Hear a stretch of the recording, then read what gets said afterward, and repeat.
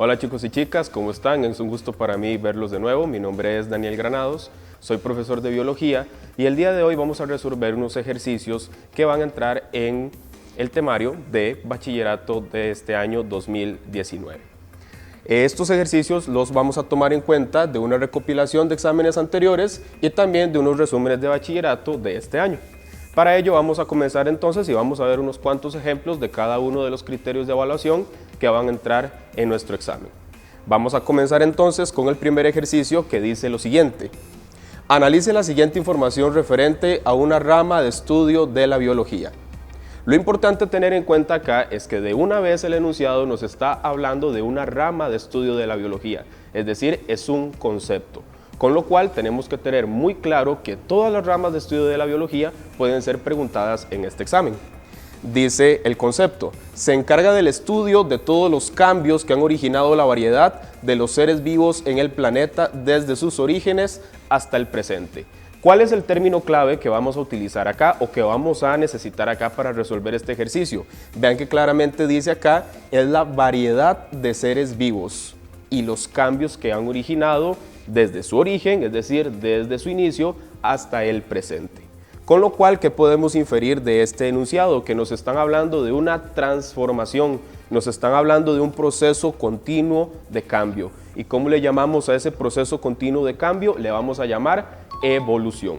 Por lo tanto, la respuesta correcta en esta primera pregunta sería la opción B.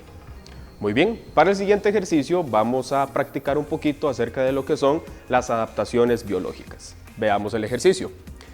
Se define como un estado de hipotermia regulada durante algunos días o semanas que permiten a los animales conservar su energía durante el invierno. Es un estado de latencia o somnolencia que presentan algunos organismos durante el invierno como consecuencia de la reducción de sus funciones metabólicas. La definición presentada en el texto anterior se refiere al tipo de adaptación biológica denominada. Antes de resolver este ejercicio, quisiera darles un tip que es muy importante tenerlo en cuenta, no solo para biología, sino para cualquier otra prueba. Estos exámenes traten de realizarlos con el método del descarte. Es decir, ustedes van a ir viendo opción por opción y van a ir descartando cuál puede ser correcta y cuál en definitiva es incorrecta. En este ejemplo que acabamos de leer nos están hablando que es un estado de latencia, es un estado de somnolencia, tiene que ver con el invierno, es decir, con temperaturas bajas. ¿Eso qué nos puede indicar? Nos está indicando que los organismos están bajando su tasa metabólica para de esa manera conservar energía. Veamos cómo se resolvería este ejercicio por el método del descarte. La opción A nos dice estivación. La estivación es claramente un estado también de conservación de energía, pero cuando la temperatura aumenta, cuando son elevadas temperaturas. Por lo tanto, esta no puede ser, ya que el enunciado nos habla de bajas temperaturas, nos habla del invierno. Tropismo. El tropismo es cuando las especies, cuando los seres vivos buscan determinado recurso para poder sobrevivir. En este caso, los organismos no están buscando un recurso, simplemente están cambiando su fisiología para poder de esa manera sobrevivir. La opción C dice hibernación. El concepto de hibernación es justamente el que acabamos de leer. La hibernación se define de la siguiente manera. Es un estado de hipotermia regulada durante algunos días o semanas que permite a los animales conservar su energía durante el invierno. Ejemplo clásico, los osos. Los osos suelen realizar hibernación durante varias semanas para de esa manera conservar su energía. La última opción nos dice cortejo. El cortejo es todo aquel proceso mediante el cual los organismos van a realizar rituales para de esa manera poder aparearse. Por lo tanto, el cortejo no sería la opción correcta. ¿Cuál marcaríamos entonces como una opción correcta para esta pregunta? Sería la opción C. Muy bien, veamos el siguiente ejercicio. Lea detenidamente el siguiente texto. El ocelote o manigordo, cuyo nombre científico es Leopardus pardalis, se encuentra principalmente en los bosques de toda Costa Rica. Tiene patas grandes que le han otorgado el nombre en español como manigordo. El color base de su cuerpo puede ser grisáceo a canela, con manchas negras que forman rayas en el cuello o manchas alargadas en el cuerpo. Su cola está marcada por bandas incompletas. El texto anterior con respecto al manigordo Vamos a ver, nos están dando en este ejercicio una descripción. Nos están describiendo qué es el manigordo, nos están describiendo partes de su cuerpo, su pelaje, su coloración. En base a esta información tenemos que determinar y relacionar cuál es el concepto del cual nos están haciendo referencia. Veamos las opciones y vayamos descartando. La opción A dice, describe su genotipo. ¿Qué es el genotipo? Tenemos que recordar que el genotipo es la unión de los genes y cómo están estos genes unidos para determinada característica.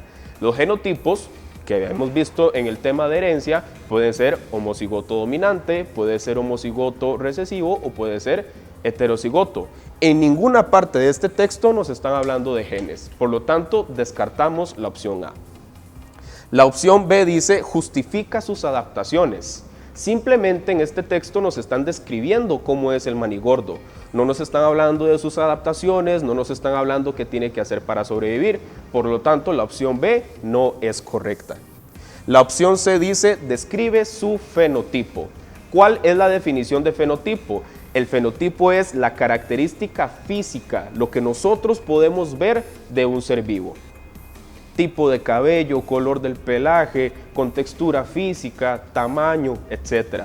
Todas estas características descriptivas son fenotipo. Como podemos apreciar, nos están hablando de diferentes características físicas del manigordo. Nos están diciendo que tiene colores que pueden ser grisáceos a canela, manchas negras que forman rayas en el cuello, su cola está marcada por bandas incompletas, es decir, nos hablan de características físicas. Por lo tanto, sí es su fenotipo. Veamos la última opción para ver qué nos ofrecían. Indica el área de la biología que lo estudia. No, el área de la biología que estudia los animales es la zoología. No nos están hablando de la zoología, nos están hablando de un animal que es el manigordo. Muy bien, vamos a resolver ahora el ejercicio número 6, el cual nos va a hablar de un concepto ecológico. Dice así, analice detenidamente el siguiente concepto ecológico. Es un conjunto de individuos con interacciones genéticas, evolutivas y ecológicas en un tiempo determinado. Y además nos indica el texto, corresponde a un conjunto de una misma especie. Recalco donde dice una misma especie porque ese es el término clave que nos va a indicar cuál es la opción correcta. Todo conjunto de organismos que pertenezcan a la misma especie recibe el nombre de población. Un conjunto de perros sería una población de perros. Un conjunto de seres humanos es una población de seres humanos. Un conjunto de mariposas es una población de mariposas. Por lo tanto, sin tener ninguna duda, vamos a marcar la opción B, que nos dice que es población. Muy bien, continuando con este repaso, vamos a hablar ahora de un ejercicio que tiene que ver con índices de biodiversidad. Es muy importante tener en cuenta que cada uno de los índices de biodiversidad tienen una manera distinta de calcularse y nos van a determinar diferentes parámetros que nos van a hablar de qué tan rica o qué tan pobre es la diversidad de un determinado lugar. En este caso nos van a consultar acerca del índice de Margalef y dice así, según el índice de Margalef, ¿qué indica cuando los valores son superiores a 5? Por definición, cuando el índice de Margalef tiene un valor superior a 5, esto es un indicativo de alta biodiversidad. Cuando el índice es inferior a 2, es baja biodiversidad. Por lo tanto, sin ninguna duda, vamos a marcar la opción A, indicativo de alta biodiversidad. Hay que tener mucho cuidado porque, como les repito, cada uno de los índices, incluido el índice de Simpson y el índice de Shannon, van a determinarnos valores distintos. Por lo tanto, hay que saber muy bien cada uno de los tres. Muy bien, continuando con conceptos ecológicos, vamos a ver uno de los más importantes, que son los elementos que pueden haber en un ecosistema. Y dice así el ejercicio número 9. Se definen como todos los seres vivos que se encuentran interactuando en un ecosistema con otros seres vivos y con el medio ambiente. A todos los elementos que están vivos en un ecosistema les vamos a llamar elementos o factores bióticos. Tenemos que recordar que el término bio proviene del griego bios, que significa vida. Entonces un elemento biótico es aquel que tiene vida. Los elementos abióticos son aquellos que no tienen vida, como el aire, las rocas, el agua, la temperatura, entre otros. Por lo tanto, si me están hablando en este ejercicio de que son seres vivos, vamos a marcar que son los elementos bióticos, la opción A. Muy bien, continuando con conceptos ecológicos, veamos ahora el ejercicio número 12. Dice así: es la función que realiza un organismo dentro del ecosistema, su papel, la relación de este organismo con otros factores ecológicos. Todo lo que hace un ser vivo, por más mínimo que sea, va a influir en el ecosistema y va a influir sobre otros seres vivos. De qué se alimenta, cómo se alimenta, qué nutrientes toma del medio, qué nutrientes devuelve al medio. Absolutamente todo lo que hace un ser vivo dentro del ecosistema es una función importantísima. A todo este conjunto de funciones es lo que se le conoce como nicho ecológico. Hay que tener mucho cuidado en no equivocarnos y en no confundir lo que es el nicho ecológico del hábitat. El hábitat, en términos muy simples, en términos muy sencillos, vamos a decir que es la casa, es el lugar, es el medio físico que habita un ser vivo y donde se desarrolla.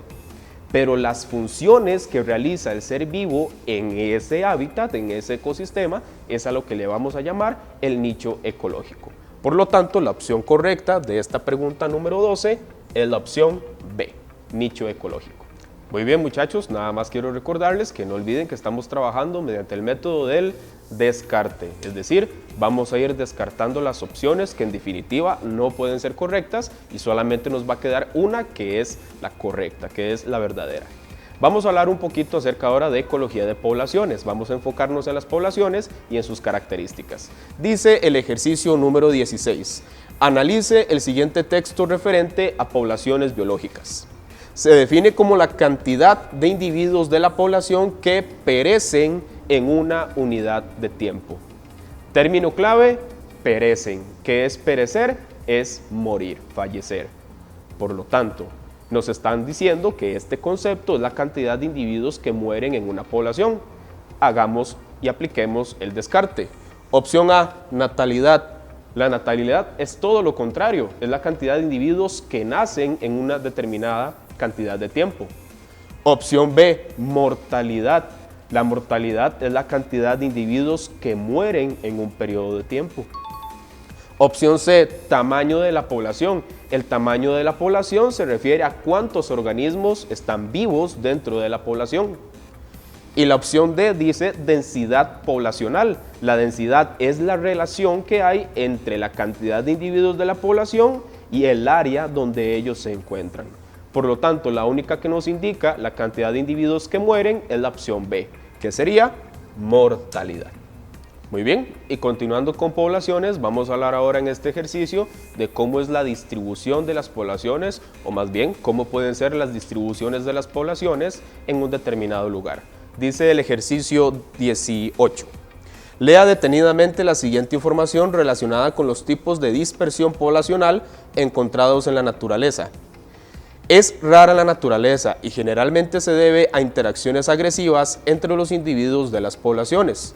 En los animales, esta distribución es el resultado de comportamientos territoriales de algunas especies, lo que hace que los individuos se alejen y se ubiquen equidistantemente en el espacio. Acá el término clave que nos va a indicar cuál es la opción correcta es este, equidistantemente. Equi hace referencia a equilibrio, por lo tanto va a ser una distribución equilibrada. Va a haber una distancia que sigue un parámetro, sigue una cantidad específica de longitud, podría decirse de esa manera, en la cual los individuos se van a acomodar en la población. Apliquemos el descarte. Opción A, distribución agrupada. En esta más bien los organismos se agrupan, como lo dice el término, en pequeños grupos, valga la redundancia, dentro de la misma población. La opción B dice distribución uniforme. Esta suena muchísimo más porque podemos relacionar uniforme con equidistante, es decir, hay un equilibrio en cómo están dispuestos los organismos en la población. La opción C dice distribución al azar. ¿Qué significa al azar? Significa aleatorio, significa que no sigue ningún patrón específico y es todo lo contrario al término equidistante. Y por último se nos ofrece la opción D que dice crecimiento poblacional. El crecimiento poblacional es un concepto que tiene que ver con la cantidad de individuos que nacen en una población, por lo tanto no se relaciona con los distintos tipos de dispersión poblacional. ¿Cuál es la correcta? Sería la opción B, distribución uniforme, porque es la que podemos relacionar con los individuos que están dispuestos de forma equidistante en el espacio. Muy bien, vamos a continuar ahora y vamos a hablar de lo que es la transcripción, traducción y duplicación del ADN, lo que podría meterse todo dentro de un tema al que le podemos llamar expresión genética. Tenemos que tener en cuenta algo muy importante. El ADN es la sustancia que va a formar al ARN y el ARN es la sustancia que se va a encargar de formar a las proteínas. Antes de realizar el ejercicio número 19, quiero anotarles acá un pequeño esquema que a ustedes les va a ayudar bastante. Vamos a tener la molécula de ADN, la molécula del ARN y las proteínas. Es muy común escuchar términos un tanto complejos, términos un tanto muy avanzados que pueden tender a confundirnos, pero con este esquema estoy seguro que les va a ayudar bastante a no confundir entre transcripción y traducción. Vean qué sencillo. Cuando una molécula de ADN se transforma en ARN, específicamente el ARN mensajero, a ese proceso le vamos a llamar transcripción. Mientras que cuando el ARN mensajero realiza o ejecuta las órdenes del ADN para formar las proteínas, a ese proceso le vamos a llamar traducción. Teniendo en cuenta esto, vamos a analizar la pregunta número 19.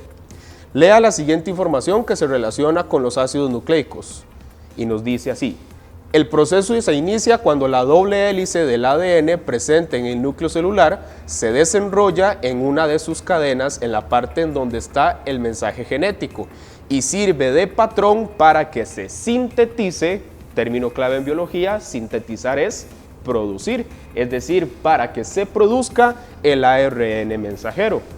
Nos vamos al esquema y ¿qué tenemos acá? Nos están diciendo que el ADN se está transformando en ARN mensajero. Por lo tanto, ¿cuál es el proceso por el cual nos están preguntando en este ejercicio? Nos están preguntando por la transcripción del ADN. Sería la opción A. Muy bien, vamos a hablar ahora un poquito acerca de las mutaciones. Veamos el ejercicio número 21. Lea la siguiente información referente a tipos de mutaciones. El recuadro número 1 dice lo siguiente: es un tipo de mutación que involucra la pérdida de una parte de un cromosoma. Una deficiencia descubierta en el ser humano ha sido asociada con el síndrome del maullido del gato, cuyos síntomas mayores expresados en los niños son el grito similar a un gato y la microcefalia, que sus consecuencias son cabeza pequeña y retardo mental. Ok, antes de leer el segundo recuadro, veamos el término clave acá. ¿Qué nos están diciendo? Nos están diciendo que hay una pérdida de la parte de un cromosoma. Siempre que ustedes lean en el texto que le está sucediendo algo a la estructura del cromosoma, eso va a ser una mutación cromosómica, porque el cromosoma se está dañando, se está deformando. Dentro de las mutaciones cromosómicas, recuerden que tenemos 4 tipos: la delección, la inversión, la duplicación y la translocación. En este caso, ¿qué tenemos? Tenemos una delección específicamente del cromosoma número 5 que provoca la enfermedad del síndrome del grito del gato. Veamos el segundo recuadro. El síndrome de Down y la trisomía 15 aumentan en 1 el número total de cromosomas del individuo. No olviden que todos los seres vivos tenemos una cantidad específica de cromosomas. Cuando una mutación hace que aumente o que disminuya la cantidad de cromosomas de la especie, a eso le vamos a llamar una mutación genómica. Por lo tanto, podemos decir acá que el recuadro número 1 habla de mutación cromosómica, mientras que el recuadro número 2 habla de mutación genómica. Por lo tanto, ¿cuál opción es la opción correcta? Sería la opción D. Muy bien, vamos a hablar ahora un poquito acerca de lo que son técnicas de biotecnología. Veamos el ejercicio número 23. Lea el siguiente texto con un ejemplo de manipulación genética y nos dice el texto: la fecundación de los ovocitos por los espermatozoides se realiza dentro del cuerpo de la hembra. quedémonos con eso por el momento, es muy importante, dice dentro del cuerpo de la hembra.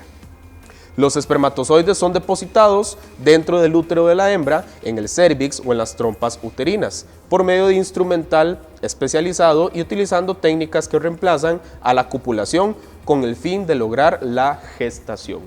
¿Qué nos está diciendo el texto? Nos está diciendo que se está insertando el espermatozoide, el semen como tal, dentro de los óvulos, pero dentro del cuerpo de la hembra.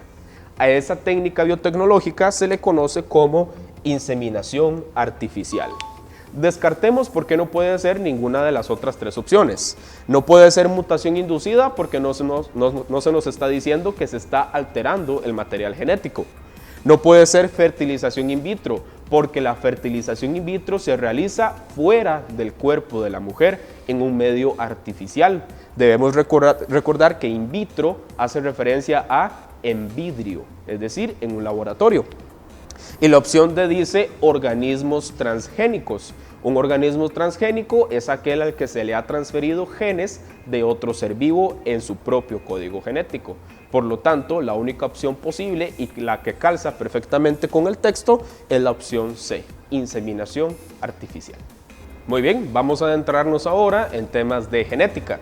Primero vamos a hacer un ejercicio conceptual y luego vamos a comenzar con ejercicios prácticos.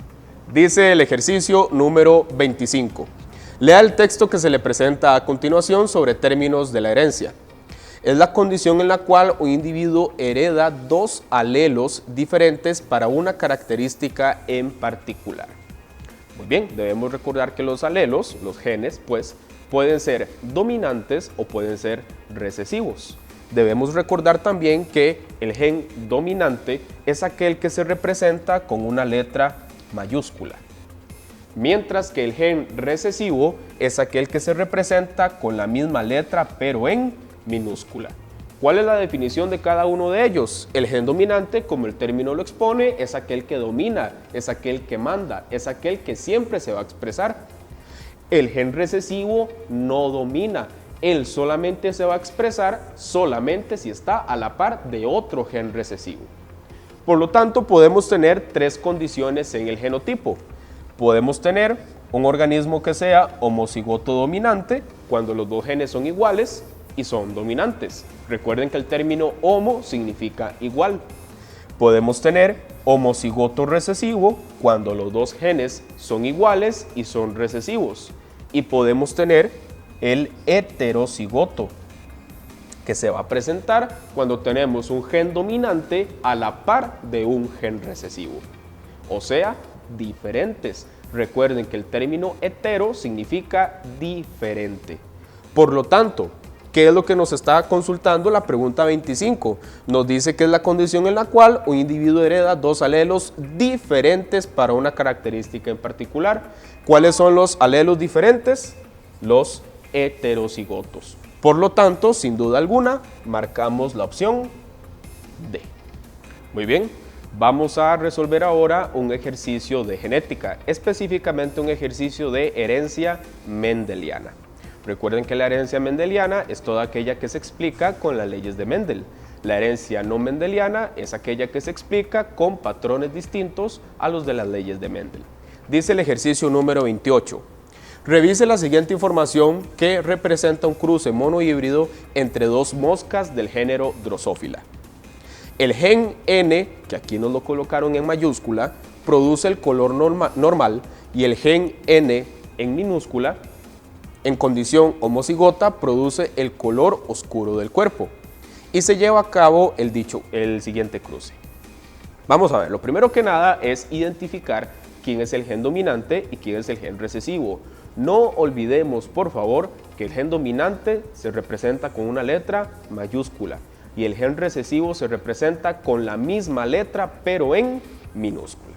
Por lo tanto, según la información que nos está dando el ejercicio, nos están diciendo que el gen dominante N mayúscula codifica para el color normal,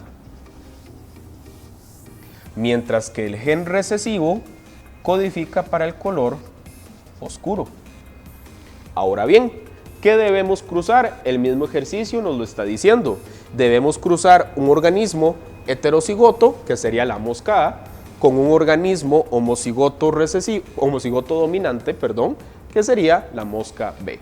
Procedemos entonces a colocar nuestro planteo y lo que tenemos que cruzar es un heterocigoto con un homocigoto dominante. ¿Cuál es el proceso que sigue? Debemos de realizar el cuadro de Punnett. Recuerden que para el cuadro de Punnett vamos a realizar 2 líneas verticales y 2 líneas horizontales. Este primer cuadro no lo vamos a utilizar. Vamos a colocar en la parte de arriba y en la parte de la izquierda a los organismos que queremos cruzar. No importa el orden, en tanto los coloquemos de forma adecuada. Yo aquí arriba voy a colocar a la mosca A, que sería la heterocigota. Y aquí a la izquierda voy a colocar a la mosca B, que sería la homocigota dominante. Por último, ¿qué tenemos que hacer? Tenemos que hacer el cruce, tenemos que ver las intersecciones. N mayúscula con N mayúscula la vamos a colocar acá. Esta N mayúscula con esta N minúscula la vamos a colocar acá. Esta N mayúscula con esta N mayúscula la vamos a colocar acá. Y esta N minúscula con esta N mayúscula la vamos a colocar acá. Ya realizamos el cruce, ahora tenemos que interpretar los datos. Recuerden ustedes que cada uno de los cuadritos representa un 25% de probabilidad. Por lo tanto, podemos ver en el genotipo que nos quedó un 50% de homocigoto dominante y un 50% heterocigoto. Podemos ver que nos quedó en el genotipo 50% homocigoto dominante, 50% heterocigoto. Pero aquí mucho cuidado porque vean lo que dice la pregunta. ¿Qué porcentaje de moscas de la primera generación de este cruce presentarán el color normal? No nos están hablando del genotipo, nos están hablando del fenotipo, es decir, la pregunta se enfoca en el color de la mosca. Volviendo al cuadro, podemos apreciar que absolutamente todos los resultados nos dieron con letra mayúscula. ¿Y qué representa la letra mayúscula? Es el gen dominante, es el que domina, es el que manda, es el que se va a expresar. Por lo tanto, absolutamente toda la descendencia, todos los individuos van a nacer con el color normal. Contestando la pregunta, ¿cuántos van a nacer con color normal? Si cada uno de los cuadros representa un 25%, sumamos los 4 y nos va a dar un 100% de probabilidades de que la descendencia nazca con color normal. Importante en este tipo de ejercicios, no confundir homocigoto con heterocigoto y más importante aún, no confundir genotipo con fenotipo. Muy bien, vamos a resolver ahora el ejercicio número 30, que es un ejercicio de herencia no mendeliana, específicamente el que tiene que ver con tipos de sangre. Antes de realizar el ejercicio debemos recordar cuáles son todos los genotipos posibles para los tipos sanguíneos. Vamos a hacer una pequeña gráfica. La sangre tipo A tiene 2 posibles genotipos, IA, que sería el homocigoto, o podemos tener también IA y minúscula, que sería el heterocigoto. Para la sangre tipo B tenemos también 2 posibles genotipos, IB o IB y minúscula. Este es el homocigoto, este es el heterocigoto. Para la sangre tipo AB vamos a tener un solo posible genotipo, que sería IA y B. Y para la sangre tipo O vamos a tener un solo genotipo también, que sería I minúscula y minúscula. Tenemos que tener esto presente y tenemos que recordarlo a la hora de nuestro examen para poder realizar los cruces de la manera más idónea posible. Lea cuidadosamente la siguiente información relacionada con grupos sanguíneos. Y nos dice el cuadro, la probabilidad del grupo sanguíneo de los hijos de Carlos y Andrea es de un 50% A heterocigoto y un 50% B heterocigoto. ¿Cuál es el genotipo de los grupos sanguíneos de Carlos y Andrea? En este caso el ejercicio nos está pidiendo la información al revés, por así decirlo. Nos está dando los hijos y tenemos que averiguar cómo son los padres. ¿Cuál es la manera que yo recomiendo para hacer este ejercicio? Tenemos simplemente 4 alternativas, 4 parejas posibles para Carlos y para su esposa, que sería Andrea. ¿Qué es lo que vamos a hacer? Vamos a ir probando cada una de las opciones a ver cuál es el que me calza con la distribución porcentual que nos está ofreciendo el ejercicio. Vamos a realizar de una vez el correcto, que sería la opción B, para que vean ustedes cómo calza perfectamente. Nos están diciendo que hay un 50% de probabilidades de obtener sangre tipo A heterocigota. Eso a nivel de cuadros representa 2 cuadros, porque cada cuadro representa un 25, por lo tanto sería 25, 25, 50.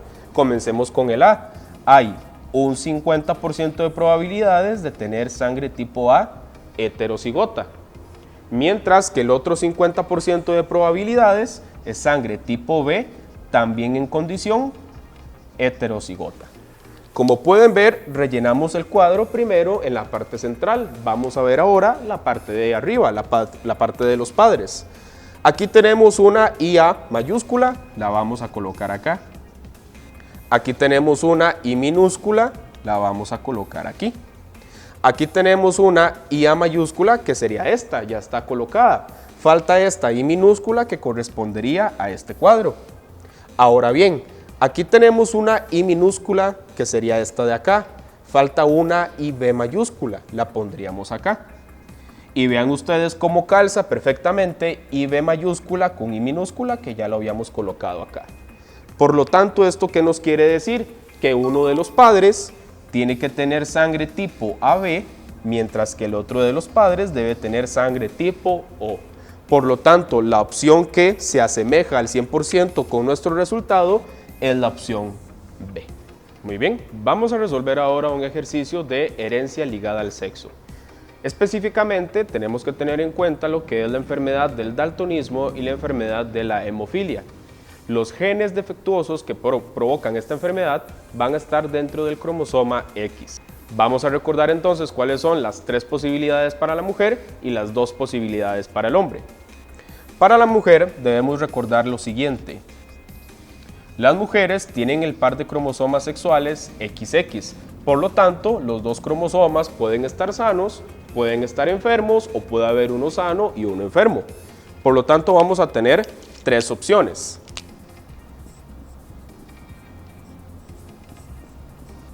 La primera, si el gen está representado con una letra mayúscula, significa que el gen está sano. Si está representado con una letra minúscula, significa que el gen es enfermo o defectuoso. Tenemos en este caso X de mayúscula, X de mayúscula. Por lo tanto, eso sería una mujer sana. Podemos tener también el caso donde tengamos una mujer X de minúscula, X de minúscula. En ese caso tendríamos una mujer enferma. Y el último caso sería X de mayúscula, X de minúscula, que se conoce como una mujer portadora. O en algunos casos se puede mencionar también como sana portadora. ¿Qué significa eso? Que porta en sus genes la enfermedad, mas no la padece. En el caso del hombre, solamente vamos a tener 2 posibilidades. ¿Por qué? Porque los hombres solamente tenemos un cromosoma X. Nuestra combinación es XY. Podemos tener entonces el caso de un hombre X de mayúscula Y, que sería un hombre sano. O el caso de un hombre X de minúscula Y, que sería un hombre enfermo. Al igual que con los grupos sanguíneos, es muy importante tener en cuenta y de memoria esta información para poder saber bien qué es lo que tenemos que cruzar en un ejercicio que salga en nuestro examen. Procedemos a realizar el ejercicio número 31. Dice lo siguiente: lea cuidadosamente la siguiente información. Rosa es daltónica y se casa con Mauricio, que no presenta esta alteración en su visión. Nace su hijo Fabián, el cual presenta daltonismo. Con respecto a esta situación, si esta pareja tiene hijas, ¿cuál será el porcentaje de hijas daltónicas?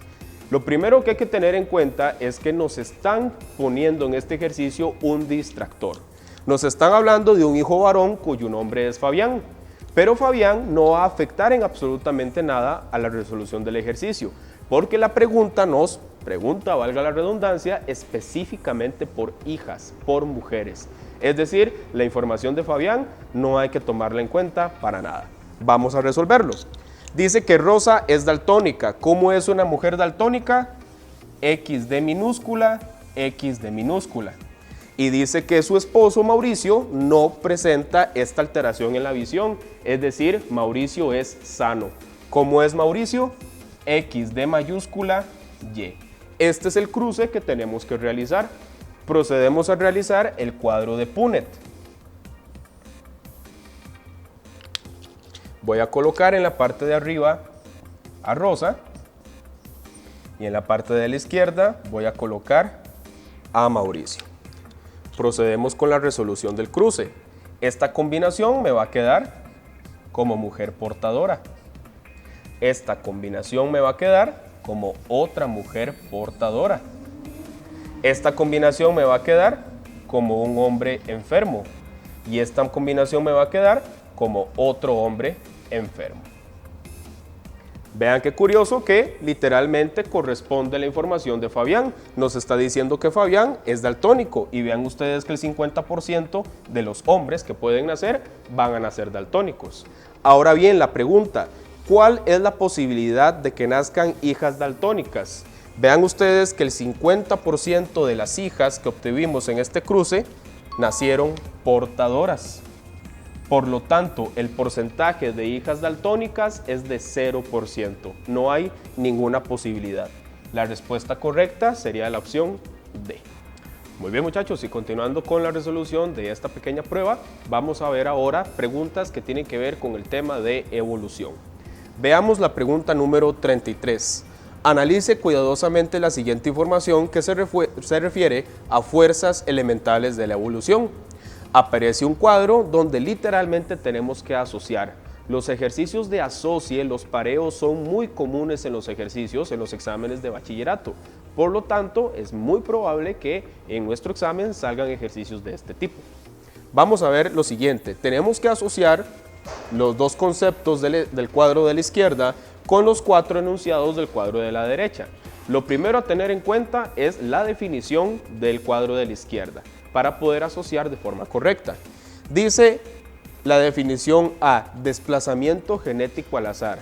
No olvidemos que el desplazamiento genético al azar es cuando hay una disminución en poblaciones pequeñas, disminución genéticamente hablando, debido a factores aleatorios, factores al azar, es decir, no hay una razón específica. Mientras que las mutaciones, que es la B, son cambios en el ADN, tal y como ya hemos visto. Vayamos analizando y asociando cada una de ellas. Dice el enunciado 1, es el producto de un cambio en la información genética de uno o ambos padres. Si a mí me mencionan cambio en el ADN, en la información genética, de una vez voy a asociar con mutación. La 2 dice, conduce a que se disminuya la variabilidad de una población. Las mutaciones pueden ser positivas y pueden más bien aumentar una población. En el caso del desplazamiento genético al azar, en general va a disminuir la población, ya sea mediante los cuellos de botella o mediante el efecto fundador. Por lo tanto, esta opción número 2 va con desplazamiento genético al azar. La opción 3 dice, puede conducir a la pérdida total de ciertos genes. Se pueden perder de forma total, pueden extinguirse. Eso es desplazamiento genético al azar. Y por último, la opción 4 dice cambio de la información en los genes. Es un cambio, es una alteración en los genes, en el ADN. Como bien sabemos, esa es la definición de mutación. Por lo tanto, la opción A se va a relacionar con los enunciados 2 y 3, mientras que la opción B se va a relacionar con los enunciados 1 y 4. Marcamos como correcta la opción B. Continuando con el tema de evolución, vamos a realizar ahora un ejercicio que nos va a hablar de evidencias evolutivas, es decir, todas las evidencias científicas que la humanidad tiene que nos hacen creer, que nos hacen pensar en que la evolución es un hecho real. Vamos a ver la pregunta número 35. Las siguientes afirmaciones se refieren a evidencias del proceso evolutivo. Dice la opción 1, consiste en el estudio comparativo de las secuencias de bases nitrogenadas en un segmento de la molécula de ADN, con la finalidad de establecer sus semejanzas o diferencias entre especies. Palabras clave acá: secuencia de bases nitrogenadas y molécula de ADN. Nos están hablando de sustancias químicas. Por lo tanto, esas pruebas son consideradas pruebas bioquímicas, porque son las sustancias químicas en los seres vivos. Y cómo se comparan entre sí para ver si venimos de algún descendiente en común. La opción 2 dice: la estructura denominada apéndice en el Homo sapiens, es decir, en nosotros, en la actualidad tiene una función muy reducida o se ha perdido. El apéndice es uno de los llamados órganos vestigiales. Es un órgano que antes tenía una función importante, pero con el paso del tiempo y con el paso de la evolución ha perdido su función. ¿Qué estamos comparando aquí? Estamos comparando órganos, estamos comparando estructuras corporales. Por lo tanto, esta evidencia entra dentro de las pruebas anatómicas. Por lo tanto, 1 es bioquímica y 2 es anatómica. La opción correcta es la opción B. Muy bien. En el ejercicio número 36 nos van a consultar acerca de una de las teorías, hipótesis, acerca del origen de la vida en el planeta Tierra. Dice la pregunta: lea cuidadosamente la siguiente información que se refiere a una hipótesis sobre el origen de la vida. Tenemos 4 procesos en el recuadro. Formación de moléculas simples a partir de sustancias presentes en la atmósfera. Polimerización, es decir, formación de moléculas orgánicas grandes a partir de las más pequeñas. Organización de las moléculas grandes o complejas en conglomerados llamados protocélulas y formación de células mediante un proceso desconocido. Como podemos ver, nos están dando en la información del recuadro que la vida, según esta hipótesis, se originó a partir de procesos químicos que se dieron en la atmósfera primitiva. A esta teoría se le conoce como el origen quimiosintético, porque se hace referencia a que la vida se generó por sustancias químicas en la atmósfera primitiva. Esta teoría fue propuesta por el científico Alexander Ivanovich Oparin y vamos a marcar entonces la opción B, hipótesis quimiosintética. Muy bien, tenemos ahora un ejemplo, un ejercicio que nos va a hablar de las relaciones entre los seres vivos. Dice el ejercicio 38. Considere los siguientes ejemplos de interacciones entre los seres vivos y su ambiente. Nos dice la pregunta: ¿a cuáles interacciones entre los seres vivos y su ambiente se refieren? Lo que tenemos que ver es quién se está relacionando con quién y cuál es el tipo de relación que hay. Dice la opción 1. La solitaria, Taenia solum, consume los nutrientes procesados en el intestino del ser humano. Por definición, la solitaria es un parásito y nos están diciendo además que se está alimentando de los nutrientes que encuentra en el intestino humano. Por lo tanto, ¿cuál es la relación entre la solitaria y el ser humano? Es una relación parasitaria. La solitaria parasita al ser humano para poder aprovecharse de él. En el caso del segundo enunciado nos dice que una orquídea usa la rama de un árbol como sustrato y el árbol no se afecta. Es decir, la orquídea está obteniendo un beneficio del árbol, pero el árbol ni se beneficia ni se perjudica. A esa relación en la cual uno se beneficia y el otro ni se beneficia ni se perjudica se le conoce como comensalismo. Por lo tanto, la opción correcta es 1 parasitismo, 2 comensalismo. La opción A. Muy bien, continuando con las relaciones entre los seres vivos, veamos el siguiente ejemplo que tenemos en la pregunta número 41. Dice así: observe las siguientes representaciones de 2 interacciones entre los seres vivos y su ambiente. En el caso número 1 dice que hay beneficio para el pez rémora y el tiburón no se afecta. ¿Cómo se le llama a esta relación donde uno se beneficia y el otro ni se beneficia ni se perjudica? Se le llama comensalismo. En el caso número 2 dice una parte se beneficia, por lo general es un organismo más grande el que ataca y la otra parte se perjudica, que es la presa. Como podemos ver en este recuadro, una serpiente está depredando a un sapo. Por lo tanto, la relación es la de depredación. 1 comensalismo, 2 depredación. La opción correcta es la opción B. Muy bien, continuando con las relaciones entre los seres vivos, vamos a realizar el ejercicio número 44. Dice así: las relaciones que se presentan entre organismos de la misma especie se denominan. Aquí tenemos que tener en cuenta 2 conceptos fundamentales. Intra significa dentro, inter significa afuera, esa es la relación que podemos hacer. Por lo tanto, Intraespecífico es la relación que hay entre organismos de la misma especie. Interespecífico es la relación que hay entre organismos de especie diferente. Por lo tanto, ¿cómo se llaman las relaciones que hay entre los organismos de la misma especie? Como por ejemplo la reproducción, la jerarquización, el cortejo, diferentes tipos de relaciones que hay entre organismos de la misma especie. Les vamos a llamar relaciones intraespecíficas. Por lo tanto, sería la opción C. Muy bien, vamos a realizar ahora un ejercicio que tiene que ver con niveles tróficos, es decir, niveles de alimentación. Dice el ejercicio número 46. Los siguientes textos se relacionan con niveles tróficos de diferentes seres vivos en su ecosistema. Dice el número 1. Son la fuente primordial de carbono y energía para el ecosistema, ya que por medio de la fotosíntesis elaboran compuestos orgánicos. Palabra clave, elaboran, es decir, producen, son los que se encargan de producir el alimento para sí mismos y para también esa energía alimenticia irla transmitiendo a través de los diferentes niveles de alimentación o niveles tróficos. Por lo tanto, el enunciado 1 habla de organismos autótrofos, porque son aquellos que son capaces de producir su propio alimento. En el caso de la segunda enunciado dice: Amanita es un género de hongos, entre los cuales algunos son sumamente tóxicos. Crecen sobre materia orgánica como madera y troncos de árboles, de los cuales por procesos de descomposición obtienen su alimento. Como podemos ver acá, nos están hablando que el hongo amanita se alimenta por medio de procesos de descomposición, es decir, está alimentándose de otro ser vivo, es decir, es un consumidor. Por lo tanto, es un organismo heterótrofo porque se alimenta de organismos diferentes de él. Por lo tanto, la opción correcta sería la opción C. 1 autótrofos, 2 heterótrofos. Muy bien, para continuar con los temas referentes a los niveles tróficos, los niveles de alimentación en los seres vivos, realicemos el ejercicio 49. Nos dice lo siguiente: se define como la unión de varias cadenas alimenticias en las que se comparten eslabones.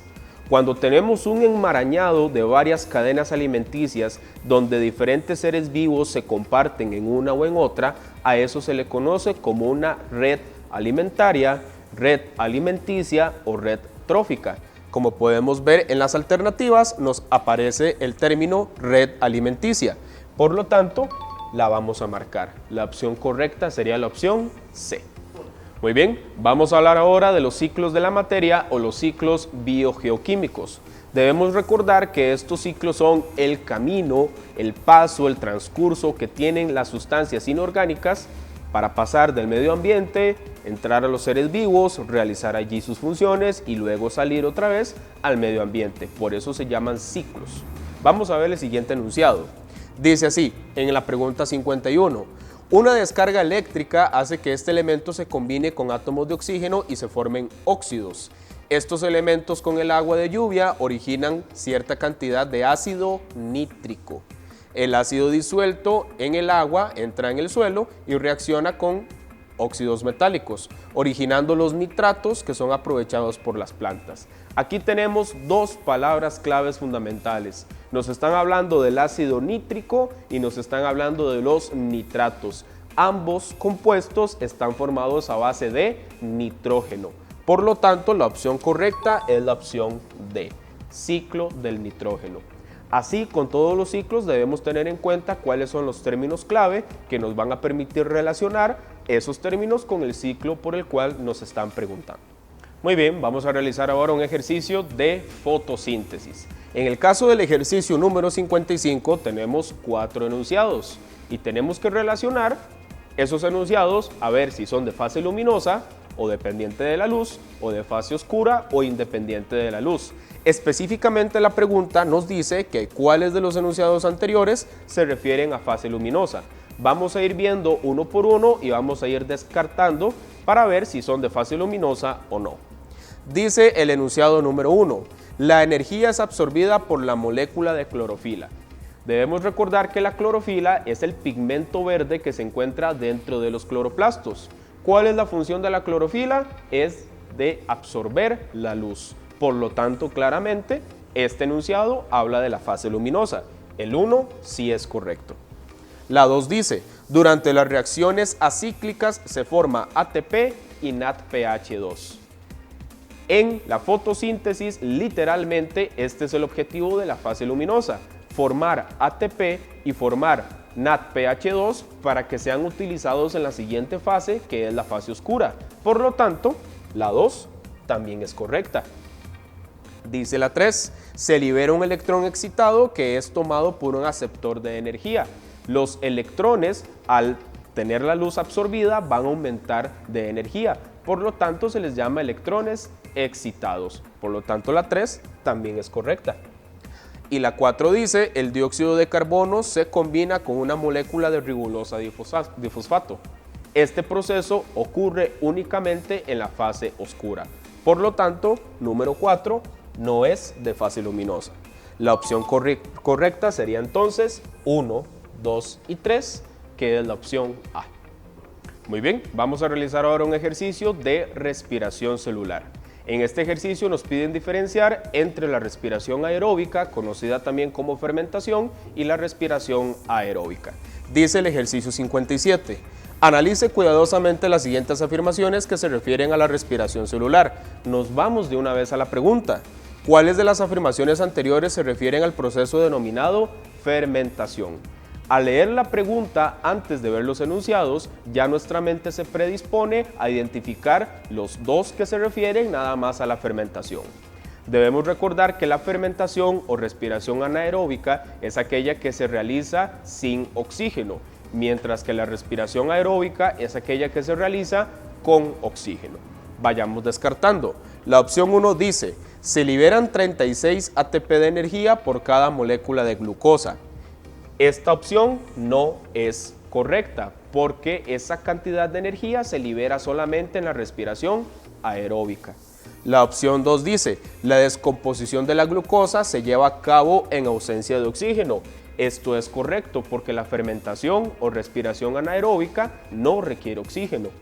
La opción 3 dice, produce 2 moléculas de alcohol etílico a partir de una molécula de glucosa. La fermentación puede ser de muchos tipos, hay 3 en general. La fermentación acética que produce ácido acético, la fermentación láctica que produce ácido láctico y la fermentación alcohólica que produce alcohol del tipo etanol. Por lo tanto, la opción 3 también es verdadera. Y la opción 4 dice, en condiciones aeróbicas, es decir, con oxígeno, el ácido pirúvico se descompone en dióxido de carbono y agua. Me están hablando de presencia de oxígeno, por lo tanto, no es referente a fermentación. La única opción correcta es la 2 y la 3, por lo tanto, sería la opción B. Muy bien, vamos a realizar ahora un ejercicio acerca de las alteraciones del equilibrio ecológico. Dice la pregunta 60. El ser humano y sus actividades provoca alteraciones en el equilibrio ecológico, tales como la deforestación, sobrepoblación, entre otros. A estos factores dañinos para el equilibrio ecológico propiciados por el ser humano se les conoce como. Todo lo que tenga que ver con el ser humano suele llevar el prefijo antro, de antropología, el estudio del ser humano. Por lo tanto, si nos están hablando que es el ser humano el que está provocando los daños, vamos a decir que esos daños o esos factores más bien son los factores antrópicos, propiciados por el ser humano. La respuesta correcta sería la opción A. No pueden ser factores naturales, ni químicos, ni ambientales, porque el texto nos está hablando específicamente de que es el ser humano el que está provocando los daños. Por lo tanto, es factores antrópicos. Muy bien, vamos a resolver ahora el ejercicio 64, que tiene que ver con un concepto referente a los procesos que podemos hacer los seres humanos para restaurar el equilibrio en los ecosistemas. Dice así. Analiza el siguiente texto. Es un indicador internacional diseñado para saber el impacto de las actividades humanas sobre el planeta. Sirve para medir el área ecológicamente productiva, como cultivos, bosques y zonas acuáticas, necesaria para satisfacer las demandas de las personas y para asimilar los residuos generados por las actividades humanas. Literalmente, este concepto nos está hablando del rastro que deja el ser humano. ¿Cómo podemos analizar ese rastro para tratar de remediar todos los procesos dañinos que le hemos hecho a la naturaleza? A ese concepto se le conoce como huella ecológica. porque es el rastro que hemos ido dejando en el planeta durante todos los años y toda la contaminación que hemos realizado. La opción correcta es la opción B. Muy bien, muchachos, y ya para finalizar este repaso que hemos hecho, vamos a hacer un pequeño ejercicio que usualmente tiende a confundir acerca de la contaminación, acerca del equilibrio de los ecosistemas, los daños del ser humano y demás. Es un ejercicio donde vamos a identificar causas o consecuencias del desequilibrio ecológico. Dice el ejercicio número 68. Analice cuidadosamente el siguiente texto relacionado con el desequilibrio ambiental en Costa Rica. Dice así: la deforestación ha sido responsable de una acelerada reducción en la extinción de los principales hábitats boscosos en nuestro país. Por ejemplo, entre los años 1963 y 1973 se deforestaron alrededor de 48.800 hectáreas por año, tasa que se redujo entre 1973 y 1989, con aproximadamente 31.800 hectáreas por año. Los porcentajes de cambio más significativos se observaron en el bosque seco tropical, que perdió el 44.3% de la cobertura que tenía en 1963. Veamos qué nos dice la pregunta. De las siguientes afirmaciones y de acuerdo con el texto anterior, ¿cuál es una consecuencia del desequilibrio ecológico? Nos están hablando de consecuencia. Veamos la opción A. Dice, deforestación intensa de nuestros bosques entre los años 1963 y 1973. Esto, más que ser una consecuencia, es una causa, porque por culpa de la deforestación es que tenemos todo este daño que se ha hecho en nuestro país durante estos años. La opción B dice, reducción de los principales hábitats boscosos de nuestro país. Esto es una consecuencia, claramente, porque se está reduciendo el bosque y se está reduciendo la cantidad de hábitats en los cuales las distintas especies pueden desarrollarse y sobrevivir. La opción C dice, aumento en los controles relativos a la tala de árboles. No, porque no nos están hablando de una consecuencia negativa y no nos están diciendo expresamente que haya un aumento en los controles en el caso de la deforestación. Y por último, aumento de las zonas industriales de nuestro país. Esta opción no tiene relevancia o no tiene relación alguna con lo que nos está diciendo el texto. Por lo tanto, ¿cuál es la consecuencia que podemos ver?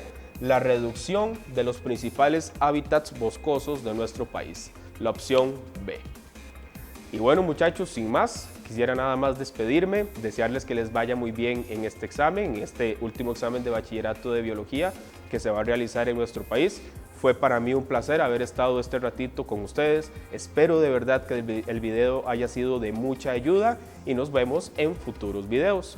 Recuerden estar ingresando a Plataforma Radar de la UIA. Muchas gracias y muchos éxitos.